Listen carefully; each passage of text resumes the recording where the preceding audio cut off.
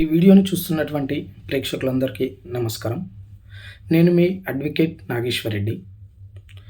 అందరికీ తెలిసిందే, మరికొన్ని రోజుల్లో తెలంగాణ రాష్ట్రంలో ఎంపీటీసీ, జెడ్పీటీసీ ఎన్నికలు అయితే రాబోతున్నాయి. కాబట్టి ఈ ఎన్నికల సందర్భంగా మరీ ముఖ్యంగా గ్రామ స్థాయిలో ఉండేటటువంటి ప్రజలందరికీ నేను తెలియజేసేది ఏమంటే, మీ దగ్గరికి ఓట్లు వేయమని కొంతమంది రాజకీయ నాయకులు కానీ, రాజకీయ నాయకులకు అండగా ఉండేటటువంటి లీడర్లు కానీ, కొంతమంది కుల పెద్దలు కానీ, మత పెద్దలు కానీ, ఇలా ఎవరైనా కానీ ఒక ఎంపీటీసీ లేదా జెడ్పీటీసీ అభ్యర్థికి ఓటు వేయమని మీ దగ్గరికి వచ్చే ప్రతి ఒక్కరికి మీరు అడగాల్సిందంతా ఏమంటే, ఒక్కసారి మీరు ఓటు వేసిన తర్వాత మళ్ళీ 4-5 సంవత్సరాల వరకు వారు మీ వైపు అయితే కన్నెత్తి చూడరు. కాబట్టి మీకు భారత రాజ్యాంగం కల్పించినటువంటి ఓటు హక్కు మీ శక్తి, ఓటు మీ చేతిలో ఉండే ఒక బ్రహ్మాస్త్రం.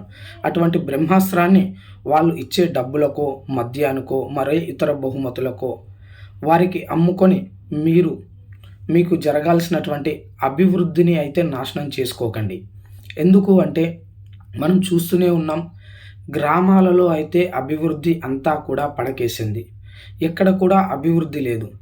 గ్రామ స్థాయిలో మనకు ముఖ్యంగా కావాల్సినటువంటిది రోడ్లు, నీరు, వైద్యం, పిల్లలకు విద్య, నిరుద్యోగులకు ఉపాధి. ఇవన్నీ అమలవుతున్నాయా అనే విషయాలను ముందుగా పరిగణలోకి తీసుకోవాలి.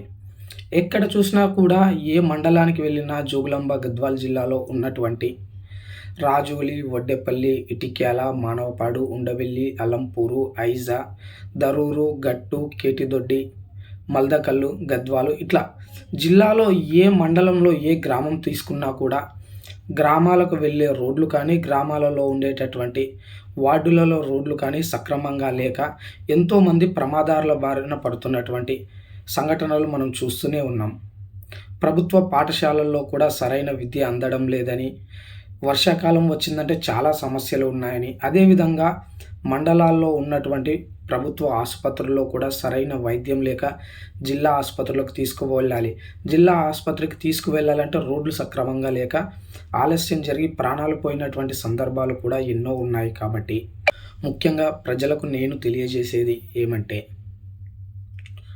ఈ వీడియో చూస్తున్నటువంటి ప్రతి ఒక్కరూ కూడా ఎంపీటీసీ, జెడ్పీటీసీ ఎన్నికల్లో ఎవరైతే పోటీ చేయబోతున్నారో వారి గత చరిత్రను పరిగణలోకి తీసుకొని, వారు ఎటువంటి వ్యక్తులు, మనకు ఓటు వేస్తే నిజంగానే అభివృద్ధి చేస్తారా లేదా, అదేవిధంగా స్థానికంగా ఉండేటటువంటి సమస్యలు ఏమిటి, ఆ సమస్యల తరపున వాళ్ళు భవిష్యత్తులో గలం విప్పగలరా లేదా అనే విషయాలన్నింటినీ కూడా దృష్టిలో ఉంచుకొని, మద్యం సీసాలకు కానీ, నోట్లకు కానీ, వారు ఇచ్చే బహుమతులకు కానీ, వాళ్ళు చెప్పే తప్పుడు వాగ్దానాలకు కానీ ప్రలోభపడకుండా, కులాన్నో మతాన్నో చూడకుండా కేవలం అభివృద్ధి చేసే వారికి మాత్రమే ఓటేయాలని తెలియజేస్తున్నాం.